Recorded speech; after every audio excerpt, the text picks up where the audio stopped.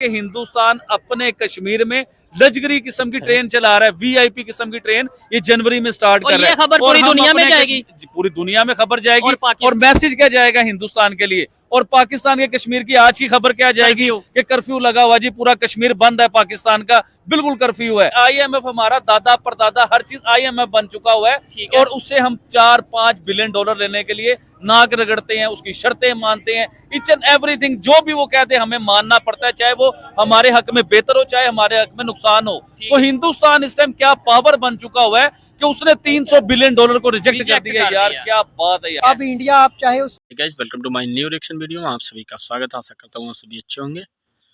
भारत ने और आदरणीय प्रधानमंत्री श्री नरेंद्र मोदी जी ने 300 बिलियन डॉलर छोड़ दिया और पाकिस्तान कटोरा लेके भारत के पीछे पड़ गया, मुझे दे दो मुझे दे दो। भाई हमारे मोदी जी के अंदर क्वालिटी है तभी ना छोड़ दिया। भीख नहीं लेता भारत, भीख देता है।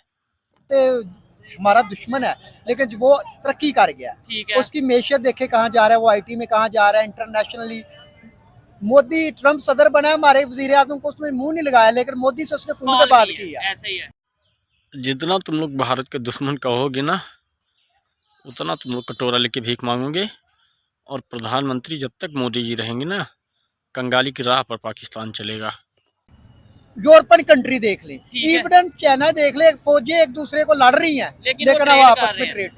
और चाइना ने रिसेंटली जो कर्जे की जारी किया, हम सबसे ज्यादा उसके मकरूज हैं। अच्छा। देखे वो दोस्ती। हाँ, बड़ी खबर ये भी मैं समझता हूँ इसके ऊपर बात करनी चाहिए। इन्होंने ये बात की है कि चाइना ने एक लिस्ट जारी की है पूरे दुनिया के जितने कंट्रीज हैं जिन्होंने चाइना का कर्जा देना है, चाइना के पैसे देने, और पाकिस्तान का नंबर कितने नंबर पहले नंबर पे लोगों को दे। पाकिस्तान पहले लिस्ट में है। कर्जा चुकाओ, किसी का लोगे तो देना ही पड़ेगा तुमको। दो के हैरत हो गई है भाई, कपड़े सेल कर रहे हैं, ये कपड़े पाकिस्तान के नहीं है, इसे हम पाकिस्तान में कहते हैं लंडा। लंडा मतलब ये कि जो यूरोप कंट्री से इस लंडे का रेट भी आईएमएफ की इजाजत के बगैर नहीं निकलता होगा भाई। यानी यूरोप कंट्री से जो यूज हुए कपड़े आते हैं वो हम यहाँ पे खरीदते हैं और पहनते हैं, ठीक है। और वो भी कोई आम कीमत नहीं है। इसकी क्या कीमत है जैकेट की? 1500। भारत में 150 रुपए का बिकता है, 150 रुपए में ही। 1500 रुपया एक, मतलब एक शर्ट एक जैकेट और की यूज हुआ अंग्रेजों का उतरा हुआ वो 1500 अच्छा, ले रहे हैं। तो काफरों ने पहनना, नॉन मुस्लिम में, ये हम क्यों पहनना? तो दूसरे को उतारे ही पहनते हैं कपड़े। 10 शूटर में हिंदुस्तान का नाम आ रहा है, उसका नाम मेरे ज़हन में नहीं आ रहा। लकी बीस्ट, बिल्कुल ऐसे ही। और बड़ा उनका सोशल मीडिया पे बड़े पॉडकास्ट देखे, और बड़ा उन्होंने तो ऑपरेशन जाके बांग्लादेश में भी, मैं उनके ही बकौल वो जी, बांग्लादेश में ऑपरेशन किया, इवन कश्मीर वाले एरिया में ऑपरेशन किया। मतलब दुनिया मानती है जिसे इंटरनेशनल। जो सब हाँ। इधर एक और बात करना चाहूंगा, आप अपने यूट्यूब पे या कहीं भी वोटिंग करवा के देख लें, कश्मीर की आवाम जो हालात हो रहे हैं, कश्मीर की आवाम पाकिस्तान के साथ आना चाहेगी। 80% लोग पाकिस्तान के साथ नहीं आना चाहेंगे, जो हमने हालात कर दिए हुए अपने मुल्क के। निकाला। इनसे बात ये करेंगे कि बड़ी खबर ये है कि इंडियन गवर्नमेंट ने 300 बिलियन डॉलर रिजेक्ट कर दिए हैं। वो 300 बिलियन डॉलर कहां से मिल रहे थे, किसको मिल रहे थे, किस वजह से मिल रहे थे जो इंडिया ने रिजेक्ट किए, इसके ऊपर आबिद अली भाई से बात करेंगे। पाकिस्तान के मौजूदा सूरत हाल के ऊपर भी बात करेंगे। अस्सलाम वालेकुम आबिद भाई। जी वालेकुम अस्सलाम। जय श्री राम।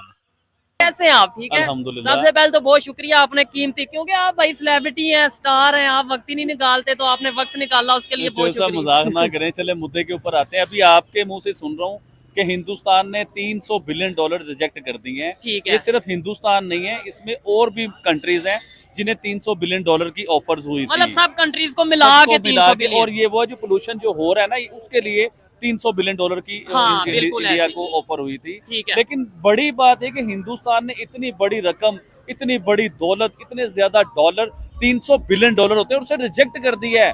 उसे बिल्कुल रिजेक्ट किया।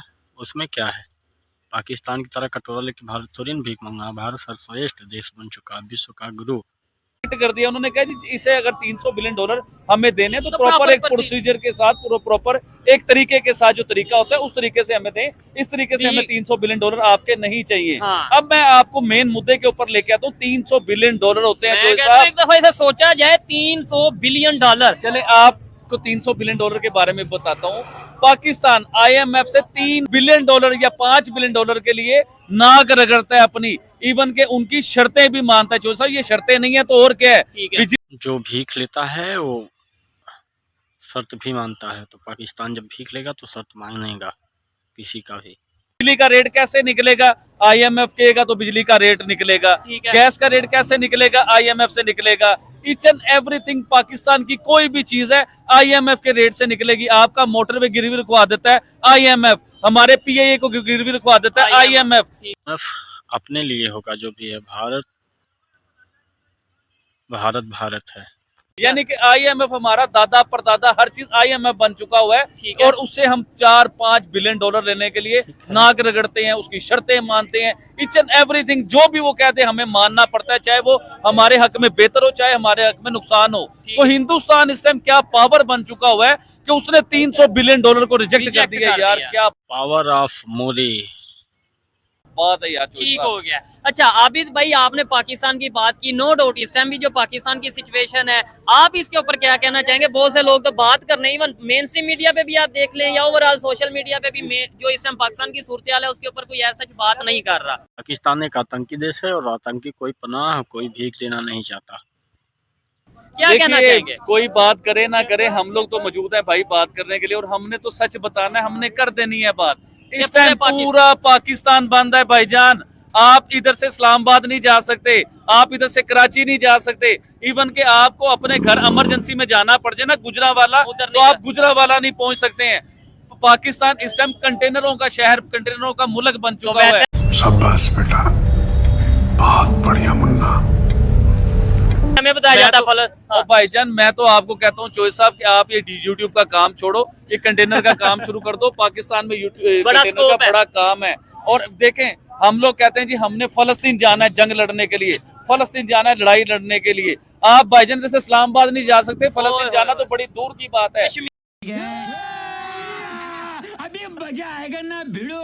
इवन के आप कश्मीर नहीं जा सकते। और कश्मीर की बात से मुझे याद आता है, देखें कश्मीर, इस टाइम कश्मीर में भी कर्फ्यू है चोई साहब।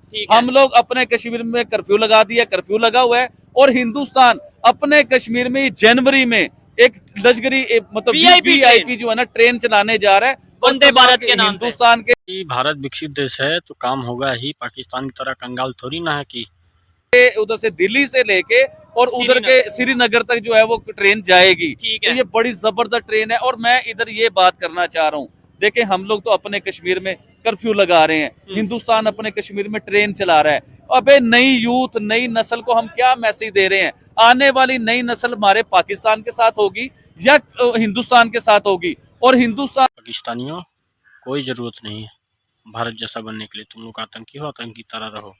जो हमारे कश्मीरी भाई हैं वो हमारे साथ मिलना चाहेंगे, क्योंकि हम उनके साथ क्या हरकतें कर रहे हैं कि हमने कश्मीर को बंद कर दिया, हमने पंजाब को बंद कर दिया, हमने सिंध को बंद कर दिया, हमने बलूचिस्तान को